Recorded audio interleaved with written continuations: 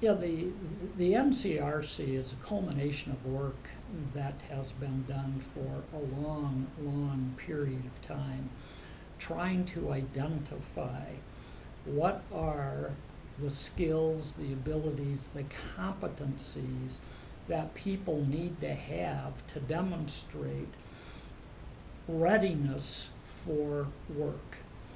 And so the NCRC demonstrates those competencies that have been identified through research as being the ones that are requisite for a person being successful. So whether it be reading, whether it be mathematics, or whether it be information seeking, information finding, those are the three things that have been identified as critical for success in the workplace. Now they're also differentiated around jobs. What would be expected of, let's say, let's take an LPN. An LPN would be expected to perform on those three competencies at a particular level appropriate to an LPN. But that same level would not be appropriate to the RN. The RN would need to perform those competencies at a higher level. And so the organization who has sponsored this research has also identified many of these jobs for which there is specific validity of their instruments. And again, you wouldn't want to use it unless you were using for the right job the right instrument. That's why for us, using the NCRC as not a requirement for a job, but rather a preference for a job is very important, because it still shows that the person is coming with the competencies that are good for a person to be able to demonstrate the ability to do work in a job. I like to think of our folks as being kind of really two types.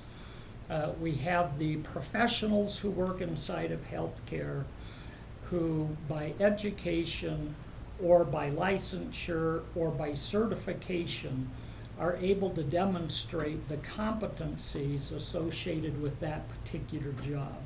So an RN, as an example. An RN has an associate's degree.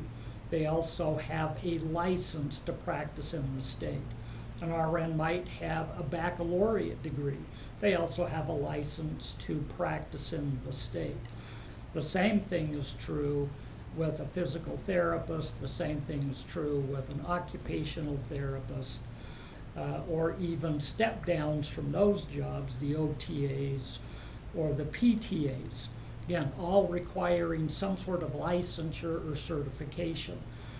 I let that license or that certification demonstrate to me competence in being able to do the work that is associated, the technical work that is associated with that job.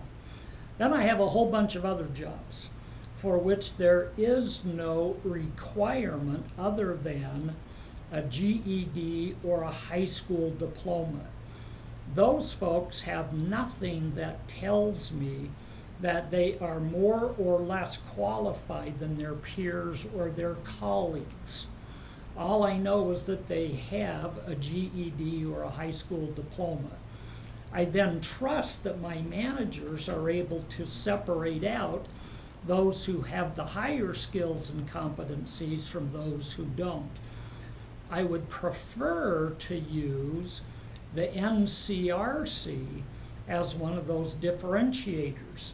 It tells me if a person has it, that again, they've demonstrated competency in reading, in mathematics, and information seeking. The person who doesn't have that does not demonstrate those same competencies.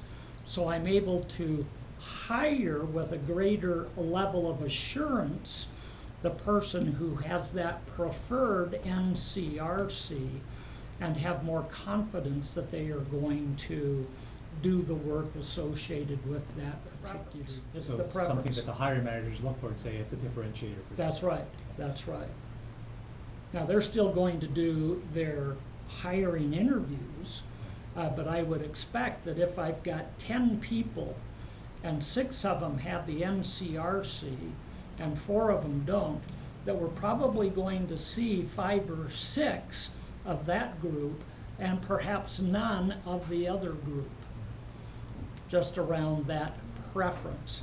Now, when we get into the interviewing still has to differentiate the person, but it's on a different set of criteria.